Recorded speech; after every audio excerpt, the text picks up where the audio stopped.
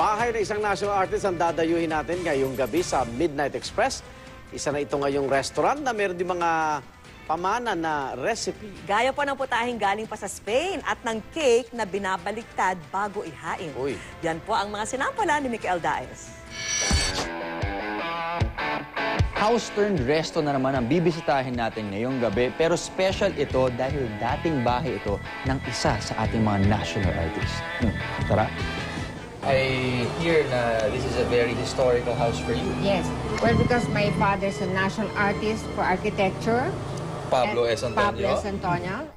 Ilan sa mga dinisenyo ni Pablo Antonio ay ang Manila Polo Club, Ideal Theater at Far Eastern University. Ginawaran siya bilang national artist ni dating Pangulong Ferdinand Marcos noong 1976. At syempre, ang bahay na ito, siya rin ang nagdisenyo. Ang laki-laki nitong bahay nito. At mag-isa lang ako dito. So, inisip ko, maganda yung may parties. Masaya. Ito talagang sala. Ah, okay. Lagi kami dito. Saka nung araw, wala rin TV. Ayaw ng father ko. Gusto niya yung family time. Kung ang pamana ng tatay ni Tita Malu ay ang karangalan ng pagiging national artist, ang nanay naman daw niya ay pinamanahan siya ng recipe, ang cocido at ang upside-down cake. Ang cocido ay isang putaheng galing pa ng Espanya, kung saan pinaghahalo-halo ang mga gulay at karne sa kalalagyan ng pochero sauce. Ang upside-down cake naman ay simpleng butter cake na isinasalang sa single pan at kapag naluto ay babaligtaran sa kalalagyan ng mga toppings. My question is, paano ba kinakain ito? So, you can just get, Okay, so I will get what I want. Ito, gusto ko for sure. Yung karne. yes, and then this, Tapos itong veggies.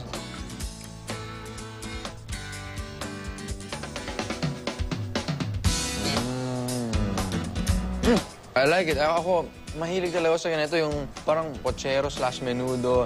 Halo-halo ng mga putahe ng mga Pilipino. Okay, ito yung upside-down cake. maganda, parang very Christmassy. Diba?